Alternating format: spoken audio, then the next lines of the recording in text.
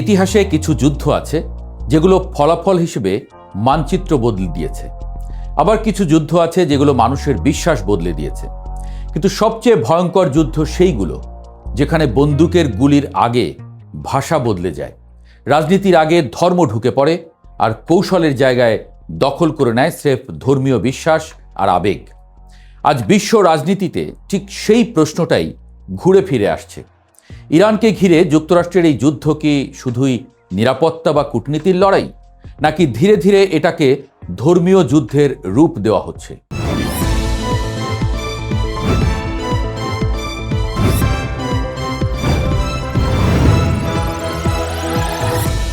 America একজন ধার্মিক যুদ্ধমন্ত্রী পেয়েছে, কারণ যুদ্ধের নেতৃত্বে থাকা মানুষটির ভাষা, বিশ্বাস, লেখা এবং বক্তব্য সবকিছু মিলিয়ে নতুন এক বিতর্ক তৈরি করেছে। বলছি মার্কিন প্রতিরক্ষামন্ত্রী পিট হেগসেথের কথা। তিনি নিজেই বহুবার বলেছেন, পৃথিবী এখন একটি ক্রুসেডের মুহূর্তে দাঁড়িয়ে আছে। ক্রুসেড এই শব্দটা ইতিহাসে শুধু যুদ্ধ বোঝায় না, এটি বোঝায় ধর্মের নামে যুদ্ধ, বিশ্বাসের নামে সংঘর্ষ আর পবিত্র দায়িত্ব হিসেবে লড়াই করার ধারণা। যখন একটি পরাশক্তির প্রতিরক্ষামন্ত্রীর নিজের লেখা বই আমেরিকান ক্রুসেড, তখন সেটি শুধু ব্যক্তিগত মতামত থাকে না, সেটি হয়ে ওঠে রাজনৈতিক সংকেত। ইরান যুদ্ধের মাঝেই দেওয়া এক সাক্ষাৎকারে তিনি বলেছেন, যুক্তরাষ্ট্রের পাশে রয়েছে সর্বশক্তিমান সৃষ্টিকর্তা এবং মার্কিন সেনারা ঐশ্বরিক সুরক্ষার মধ্যে রয়েছে। এই বক্তব্য সাধারণ রাজনৈতিক ভাষা নয়, এটি এমন ভাষা যা যুদ্ধকে কৌশলগত সিদ্ধান্ত থেকে তুলে এনে নৈতিক ও ধর্মীয় দায়িত্বে রূপ দেয়।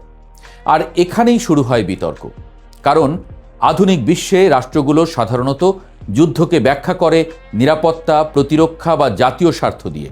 কিন্তু যখন যুদ্ধকে ব্যাখ্যা করা হয় ঈশ্বরের ইচ্ছা হিসেবে, তখন যুদ্ধ আর কেবল যুদ্ধ থাকে না, সেটি হয়ে যায় বিশ্বাসের লড়াই। হেগসেথের বক্তব্যে বারবার একটি বিষয় উঠে আসে। তিনি মনে করেন যুক্তরাষ্ট্র একটি খ্রিস্টান প্রধান রাষ্ট্র, আর এখন সেই পরিচয় ধরে রাখার সংগ্রাম করা তার প্রয়োজন। তার মতে বিশ্ব রাজনীতি শুধু ক্ষমতার লড়াই নয়, এটি একটি বৃহৎ নৈতিক সংঘর্ষ, যেখানে খ্রিস্টান সভ্যতা এবং ইসলামপন্থী শক্তির মধ্যে দীর্ঘমেয়াদী দ্বন্দ্ব চলছে। এই বক্তব্য থেকে বোঝা যায় তিনি ইসলামকে নিজের ধর্মের শত্রু ভাবছেন।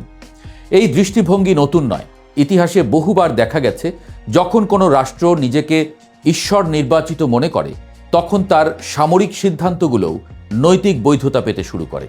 হেগসেথের শরীরে থাকা জেরুজালেম ক্রস ট্যাটু এবং জিজুস ভোল্ট অর্থাৎ ঈশ্বর এটি চান, এই শব্দটি মধ্যযুগীয় ক্রুসেডের সঙ্গে সরাসরি সম্পর্কিত। এই ক্রুসেড ছিল ইউরোপীয় খ্রিস্টানদের পবিত্র ভূমি পুনর্দখলের যুদ্ধ, যা শতাব্দীর পর শতাব্দী মুসলিম বিশ্বে স্মৃতিগত ক্ষত হিসেবে রয়ে গেছে। এখন প্রশ্ন উঠছে, একই প্রতীক ও একই ভাষা ব্যবহার করে যদি আধুনিক যুদ্ধ পরিচালিত হয়, তাহলে মুসলিম বিশ্ব সেটাকে কিভাবে দেখবে? কারণ যুদ্ধ শুধু বাস্তবতায় নয়, উপলব্ধিতেও ঘটে। যদি একটি পক্ষ মনে করে তাকে ধর্মের কারণে টার্গেট করা হচ্ছে, তাহলে সংঘাত দ্রুত রাজনৈতিক সীমা ছাড়িয়ে সভ্যতার সংঘর্ষে পরিণত হয়। কি লিখেছেন হেগসেথ তার বইতে? হেগসেথ তার বইতে লিখেছেন, যুক্তরাষ্ট্র এখন এমন এক অবস্থায় আছে যেখানে খ্রিস্টানদের বাধ্য হয়ে লড়াই করতে হবে, যেমন 1000 বছর আগে ক্রুসেডাররা করেছিল। তিনি ইসলাম সম্পর্কে কঠোর সমালোচনাও করেছেন এবং লিখেছেন, ইসলাম তার প্রতিষ্ঠার পর থেকেই অবিশ্বাসীদের বিরুদ্ধে যুদ্ধ চালিয়ে যাচ্ছে।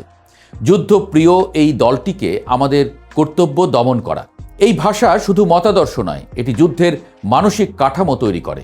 আর এই সময়েই দেখা যায় মার্কিন প্রেসিডেন্ট ডোনাল্ড ট্রাম্প যুদ্ধের সাফল্যের জন্য প্রকাশ্যে ধর্মীয় আচার পালন করছেন, প্রার্থনায় অংশ নিচ্ছেন এবং ধর্মীয় সমর্থন আহ্বান করছেন।